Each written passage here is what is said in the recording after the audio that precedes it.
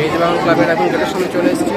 এবার ভেতরে ঢুকছি, আর ভেতরে ঢুকে দেখাবো এবছর মেহেদিবাগান ক্লাবের দুর্গাপুজো উপলক্ষে যে ভৌতিক থিমের একটা সিকোয়েন্স তৈরি করা হয়েছে তার ভিডিও। তো একটা অদ্ভুত রকমের একটা ভৌতিক পরিবেশের ফিলিংস পাচ্ছি। তো আমি প্রতি বছর দেখেই থাকি মেহেদিবাগান ক্লাবের কালী পুজো উপলক্ষে যে পূজা প্যানেলগুলো তৈরি করা হয় তার ভিডিও আমি দেখে থাকি, কিন্তু দুর্গাপুজো উপলক্ষে আমার এই প্রথম আসা। দুর্গাপুজো উপলক্ষে এই প্রথম মেহেদিবাগান ক্লাব একটা ভৌতিক পরিবেশের সৃষ্টি করেছে, আর সেটার নাম হচ্ছে ভুলভুলাইয়া। তো সেই থিমের আদলে একটা ভৌতিক পরিবেশের দৃশ্য দেখাতে আমি এখন এসেছি বর্ধমান শহরে 2025 সালে মেহেদিবাগান ক্লাবে।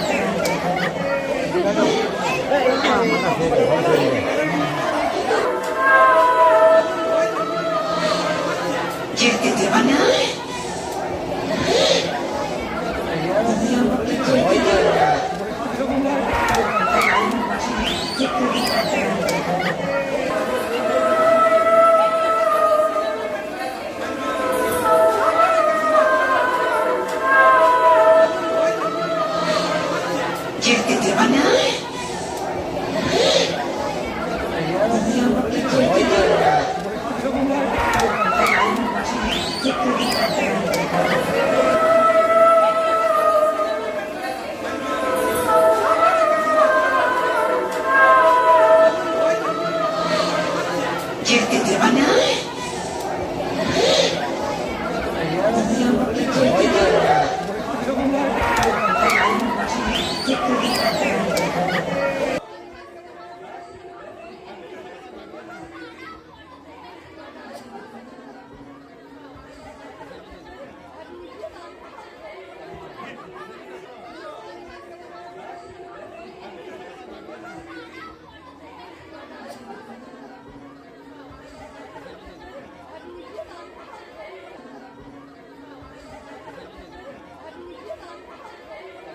মেহেদিবাগান পূজা প্যান্ডেলের একদম ভেতরে চলে এসেছি।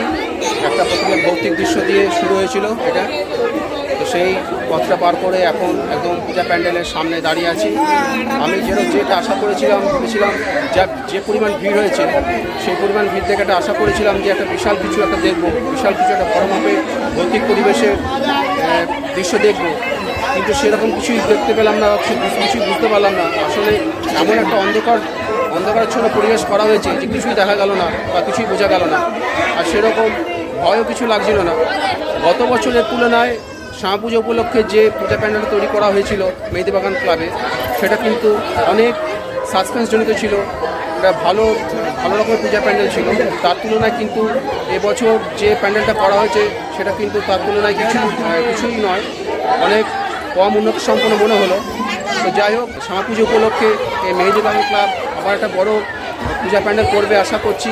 তখন নিশ্চয়ই এখানে আবার একটা বড় ভৌতিক পরিবেশের আমরা দৃশ্য দেখতে পাবো, সেই আশা রাখছি। আর সেই আশা রেখে এখন ঢুকছি মেহেদিবাগান ক্লাবের পূজা প্যান্ডেলের ভেতর।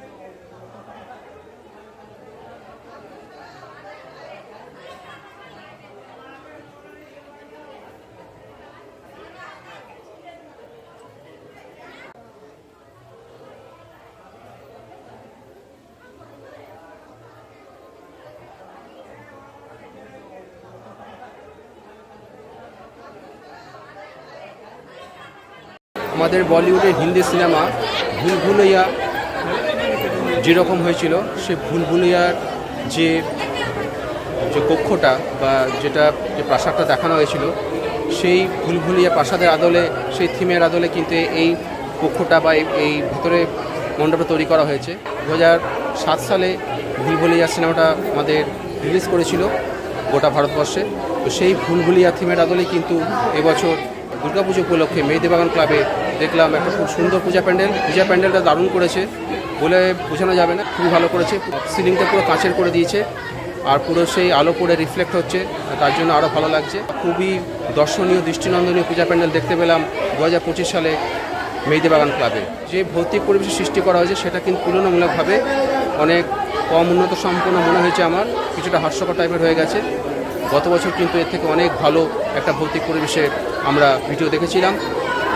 তো আপাতত এখন আছি মেহেদিবাগান ক্লাবের দুর্গাপূজা প্যান্ডেলে। এবার আমি চলে যাব আমার পরবর্তী পূজা প্যান্ডেলে।